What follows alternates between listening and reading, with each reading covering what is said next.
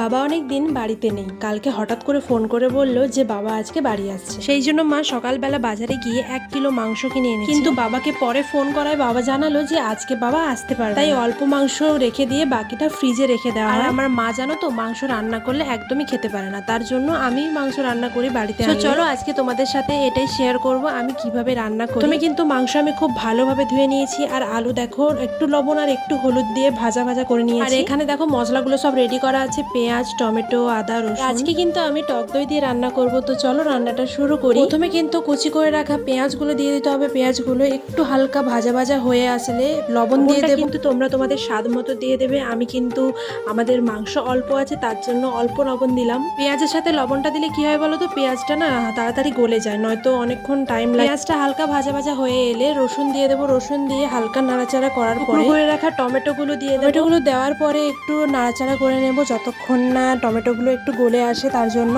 মাংসতে কিন্তু বাটা মশলাই সব থেকে ভালো লাগে। তোমাদের সাথে কথা বলতে বলতে কিন্তু আমার টমেটোগুলো হালকা সেদ্ধ হয়ে গেছে। এবার দিয়ে দেবো আদা।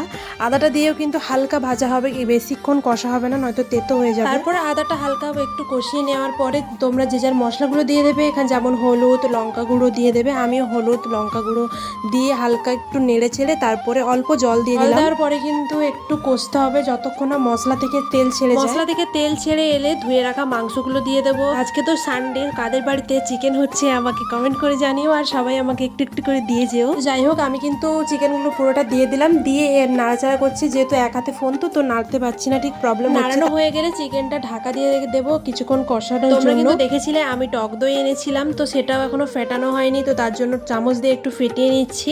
দেখো টক দইটা ফেটানোর পরে কত সুন্দর লাগছে, কতটা স্মুথ লাগছে। তারপরে চিকেনটা কষানো হয়ে গেলে ফেটানো টক দই দিয়ে দেবো। আমি জানি অনেকে মশলা কষার সময় দেয়, আবার অনেকে চিকেনটা কষানো হয়ে গেলে তারপরে দেয়। ঠিক কোন টাইমে টক দইটা তোমরা ইউজ করো আমাকে বলো। আমি তো মাংস কষার পরেই দিয়ে দিই। তো দেখো তারপরে কিন্তু হালকা নেড়ে চেড়ে একটু কষিয়ে তারপরে মিট মশলাটা দিয়ে দিলাম। মশলাটা দেওয়ার পরে কিছুক্ষণ নাড়াচাড়া করে নেব। আমি কিন্তু চিকেন করলেই আমার কিন্তু 1 পিস হলেও আমাকে খেতে হবে। যেহেতু আজকে অল্প মাংস হচ্ছে, তো তাই আমি 1 পিসই নিয়েছি, বেশি নিইনি। কিন্তু আলু কিন্তু সিদ্ধ হয়নি। আমি আলু চেক করেছিলাম সিদ্ধ হয়েছে কিনা, কিন্তু আলু হয়নি। ওই 1 পিসই মাংস আমি নিয়ে নিয়েছি। তারপর তোমরা যে যার পরিমাণ মতো জল দিয়ে দেবে। আমরা যেহেতু বেশি ঝোল ঝোল খাই না, একটু হালকা গ্রেভি গ্রেভি থাকবে তখন ভালো লাগে, তো তার জন্য আমি অল্পই জল দিই। পরিমাণ মতো জল দিয়ে এবার ঢাকা দিয়ে রেখে দেবো কিছুক্ষণের জন্য। তারপরে নেড়ে দেখবো কেমন হয়েছে। কিছুক্ষণ পরে ঢাকনা খোলার পরে এইরকম কালারটা এসে। তোমরা যারা চিকেন খেতে যাও তারা চটজলদি আমার বাড়িতে চলে আসো। চলো আজকের ভিডিও এই অবধি, দেখা হচ্ছে নেক্সট কোনো ভিডিওতে, ততক্ষণের জন্য টাটা।